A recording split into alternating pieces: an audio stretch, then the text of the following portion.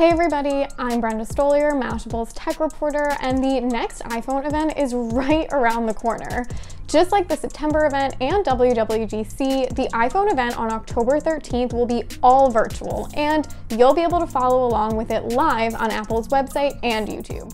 Due to the pandemic, we've had to wait until October for the new iPhones, which are usually announced in September. So you probably have a lot of questions about the new phones, like what you can expect. Are they worth upgrading? Are they 5G? Are they cool? Well, we actually have a lot of information about the upcoming iPhones, so here's what we know. Apple is expected to release 4 new flagships this year, including a 5.4-inch iPhone 12 mini, a 6.1-inch iPhone 12, a 6.1-inch iPhone 12 Pro, and a 6.7-inch iPhone 12 Pro Max. So these sizes really solve the Goldilocks problem with all these iPhones. No matter how big or how small your hands and pockets are, there's a new iPhone for you.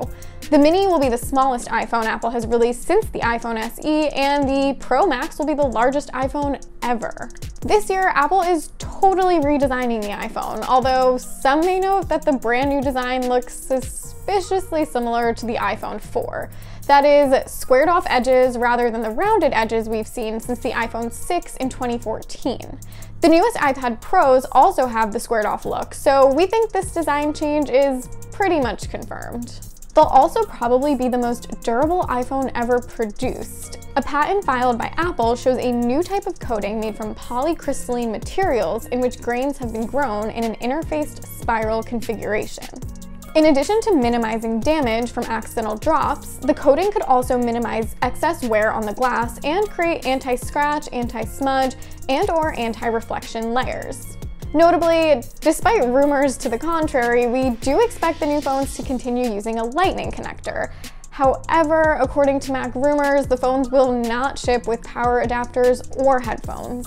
Apple will probably roll out a deal for a discounted pair of AirPods with the purchase of a new iPhone, but we'll have to wait and see what the plan is. Also, removing these accessories means that we'll probably see slimmer and more environmentally friendly packaging for the new phones, as detailed in another Apple patent filed this year.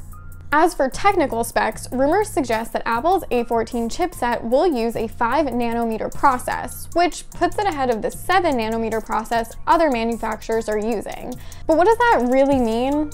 Possibly an iPhone that can rival even high-end desktop computers. Tech analyst Jon Prosser has reported that the 2 lower-cost phones will ship with 4GB of RAM and start at 64GB of space up to 256GB.